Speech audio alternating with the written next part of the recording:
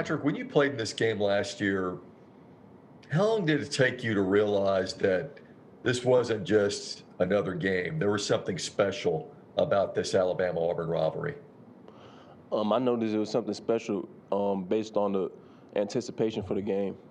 Before the week even started, we was talking about, we always have a thing we talk about, what's your record against Tennessee, what's your record in the national championship, and what's your record against Auburn. And, it's one of the biggest rivalries in college football and the most anticipated rivalries. So, I expected to be that way.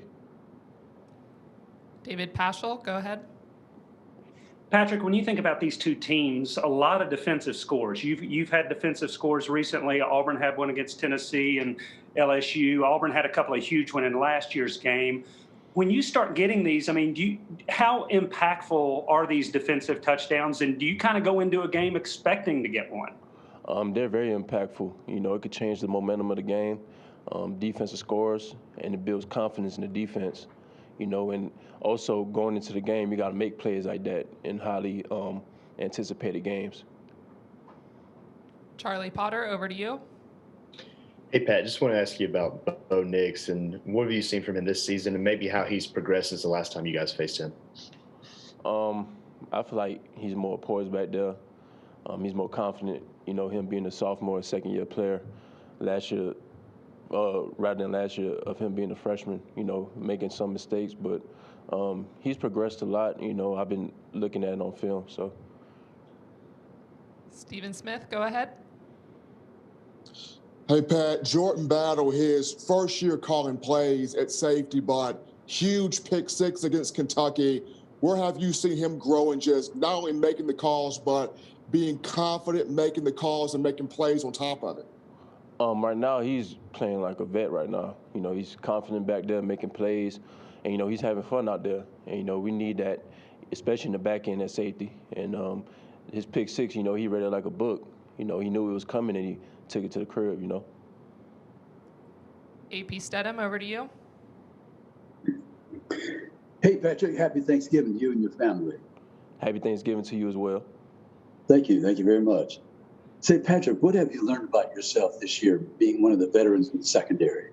I've learned a lot. I've learned about my leadership, just growing as a person. Being here 3 years, I've learned a lot in this program, and I'm just excited for this year. It's a new process of me being a veteran.